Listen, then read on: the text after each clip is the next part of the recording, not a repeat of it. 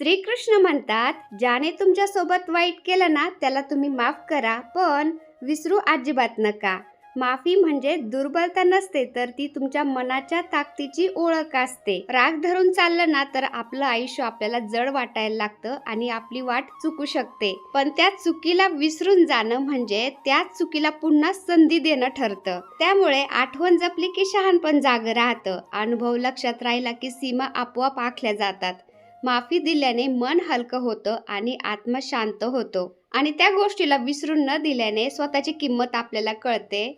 आणि प्रत्येक जखम सूड शिकवत नाही बरं का. काही जखमा आपल्याला सावधगिरी पण शिकवतात. नात्यामध्ये प्रेम ठेवायचं, पण आंधळेपणा अजिबात नको. त्यामुळे श्रीकृष्णांचा हा मार्ग आपल्याला समतोल नक्की शिकवतो. ना द्वेष ना भोळेपणा. माफ करायला शिकायचं आणि पुढे चालत राहायचं आणि स्वतःला सुरक्षित ठेवायचं.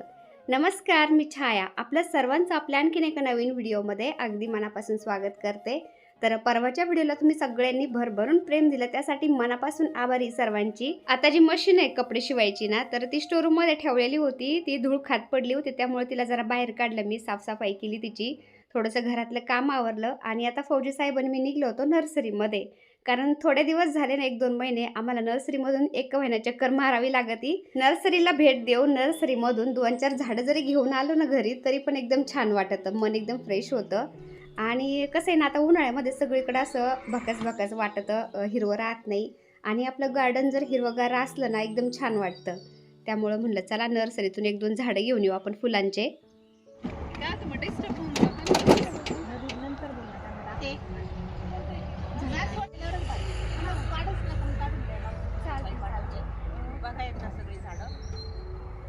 जागा नाही तर आंब्याची खूप छान व्हरायटी आल्यात. परत मोसंबी आहे ना, माल्टा मोसंबी आली, ऑल टाइम मोसंबी. परत संत्री ऑल टाइम, लिंबू ऑल टाइम, आंब्याची 4-5 व्हरायटी. मेंटेनन्स ठेवावं लागतं झाडांचं.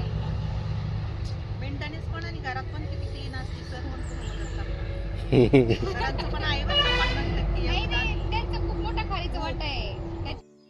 किती घेतले? छान वाटतंय ना. रोशन म्हणून एक आले असतं मी लावलेलं पिवळं पानाचं, ते लावलं आता इकडे इकडे मागं ते पण शोषण.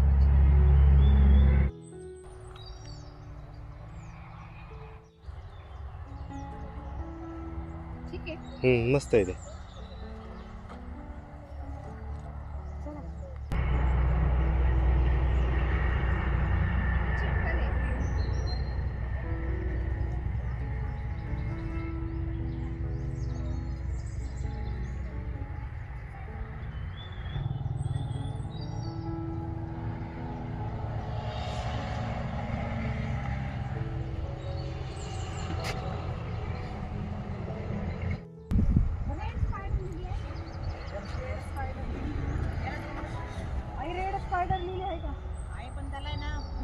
कंद आत्ताशे सगळ्या लिल्यांचे आत्ताच कळणार नाही ताई, मे मध्ये तुम्हाला. कंद असतील तर ते पण पिशव्याने असतील.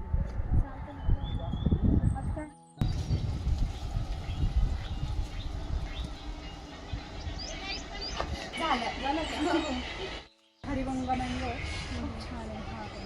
आणि हा थाई आंबा आहे. थाई मँगो आहे, याच्यामध्ये हा आंबा रेड कलरचा असतो आणि खूप छान असतो टेस्टला. हो, आतमध्ये रेड असतो आणि तो एक आहे, बाहेर पण रेड असतो. तो रेड कलरचाच मँगो असतो.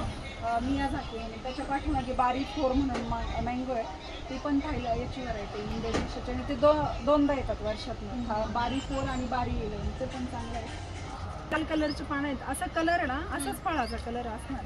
खायला एकदम भारी. हा पण ब्लॅक कस्तुरी, आपण व्हिडिओ पण टाकला होता त्याचा. आणि हे रुद्राक्ष, 5 मोठी रुद्राक्ष आहेत. त्या साईडला 4 मोठी रुद्राक्ष आणि तिकडे 3 मोठी रुद्राक्ष. नारंगी कलरचे गोरे असे बॉल सुंदरी म्हणून आता नवीनच व्हरायटी आली. खूप छान आहे. म्हणजे शेतात वगैरे शेतात वगैरे आणि खूप फळं फार येतात तिला. सीमा म्हणून अशा 35 प्रकारच्या व्हरायटी. हां, सीमा 35 प्रकारच्या व्हरायटी. रेड पल्मर मँगो आहे. हा पण खूप सुंदर आहे. ही व्हरायटी पण खूप छान आहे आंब्याची, रेड पल्मर म्हणून. हे सगळे बाहेरचे, थायलंडचे, जापानचे, सगळ्या तिकडच्या व्हरायटी, इंडोनेशियाच्या. हे किंग प्लांट आहे.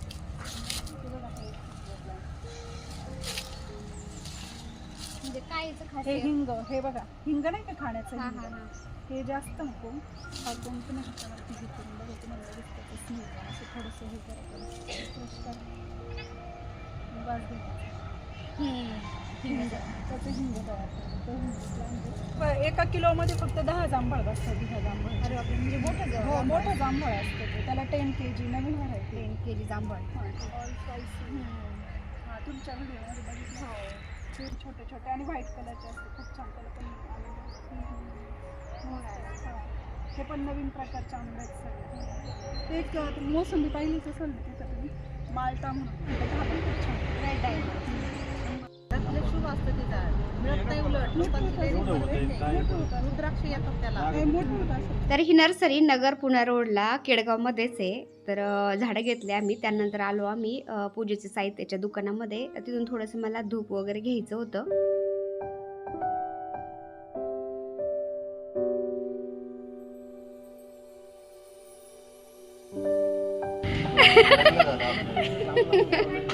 लांबून लांबून नाही मला तुमच्या लग्नाच्या खूप शुभेच्छा.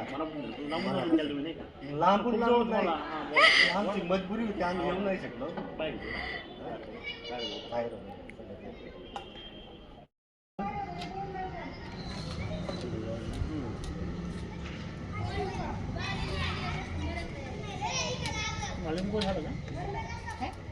हो झालं.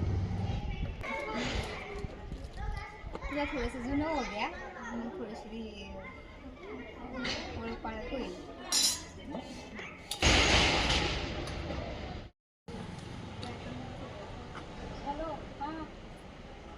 नर्सरीमधून झाडे घेतले, धूप घेतली, कापूर पण घेतलाय देवासाठी आणि चालू आता घरी. 2-4 झाडे घेतले आणि झाडांच्यासाठी कुंड्या पाहिजे होत्या. तर 1-2 महिने झाले ना, असं आम्हाला नर्सरीमध्ये थोडी चक्कर मारावंच लागायची, त्याशिवाय करमत नाही.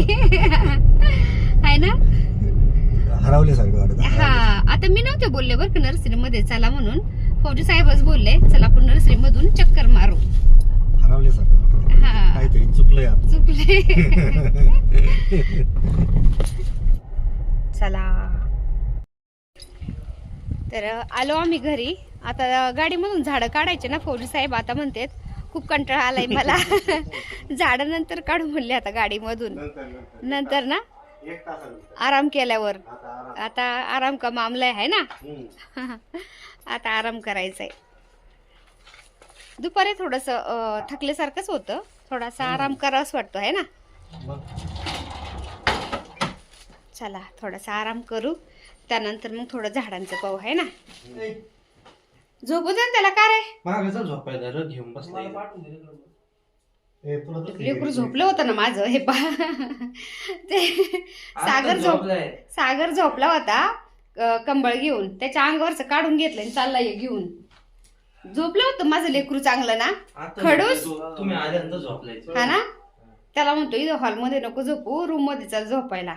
आता दुपारी 1.5-2 तास आराम झाला सगळ्यांचा. मुलं पण उठले होते. फौजी साहेबांनी मुलांना झाडं काढायला लावले गाडीमधले. तर ह्या 2 पाम ट्री आणल्यात ना छोट्या छोट्या, मी ह्या इंडोर आहेत, मला घरामध्ये ठेवायच्या होत्या त्या, आणि बाकीचे झाडं बाहेर लावायचे होते. आता मुलं गाडीमधून झाडं बाहेर काढत होते, तोपर्यंत मी तयार होत होते. तर गावाला एका ताईंनी हळदी कुंकूला सांगितलं होतं ना, तिकडे जायचं होतं मला. बाजारातून भाजीपाला पण घ्यायचा होता आणि माझं गळ्यातलं थोडंसं तुटलं होतं ना, त्याला पण जॉईन द्यायचा होता.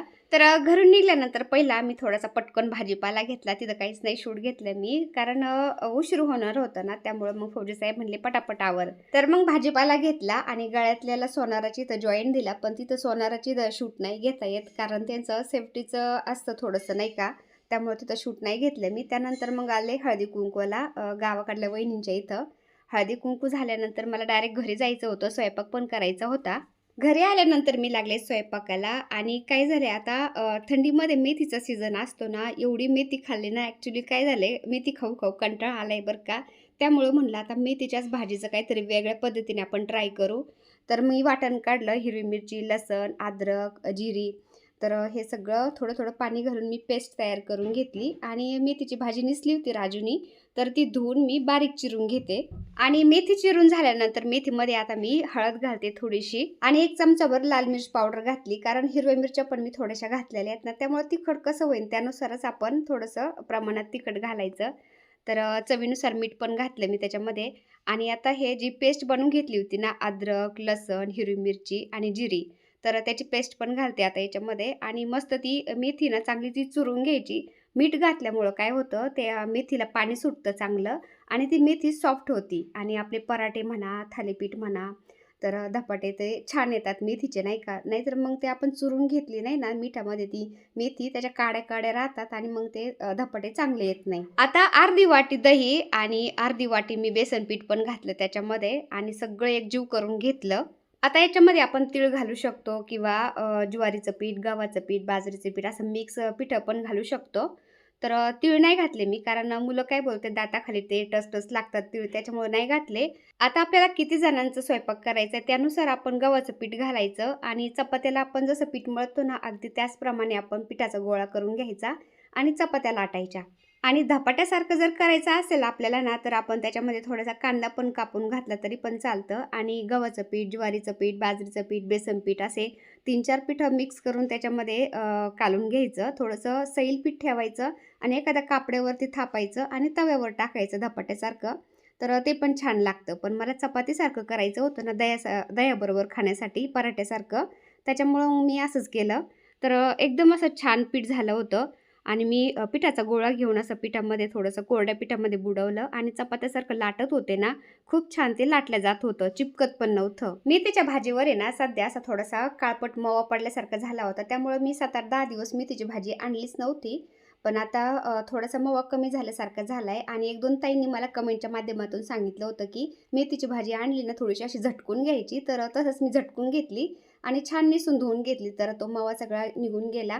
घरामध्ये पालेभाज्या खायला असं कानकुसच करतात जरा, त्यामुळं कधी-कधी मी असे पराठे, धपाटे करत असते. त्याच्यामध्ये पालक घालते, मेथी घालते, असं जास्त कोथिंबीर पण घालते. तर मग त्यांना कळत पण नाही की त्याच्यामध्ये घातले तरी नेमकं काय, आणि ते खातात पण आवडीने, कारण ते छान चवदार लागतं ना. आपण त्याच्यामध्ये बेसन पीठ घालतो, 2-3 प्रकारचे पिठं घालतो, तर ते छान लागतं मग आणि पौष्टिक पण होऊन जातं ते. तर अशा पद्धतीने तुम्ही सुद्धा तुमच्या छोट्याल्या मुलांना असं काहीतरी वेगळं करून खाऊ घालू शकता. तर बीट घातलं ना, बिठाची पण चपाती पराठा छान होतो बरं का, लालसर होतो ना, तो छान दिसतो आणि खायला पण पौष्टिक असतो. तर चला म्हटलं छोटासा व्हिडिओ आज मी तुमच्याशी शेअर करते, कारण इतक्यात खूपच खाडे व्हायला लागलेत व्हिडिओंचे. तर चला भेटूया पुन्हा अशाच एका छानशा व्हिडिओबरोबर. तोपर्यंत बाय. व्हिडिओ पूर्ण पाहिला त्यासाठी मनापासून आभारी सर्वांची. सर्वांना श्री स्वामी समर्थ.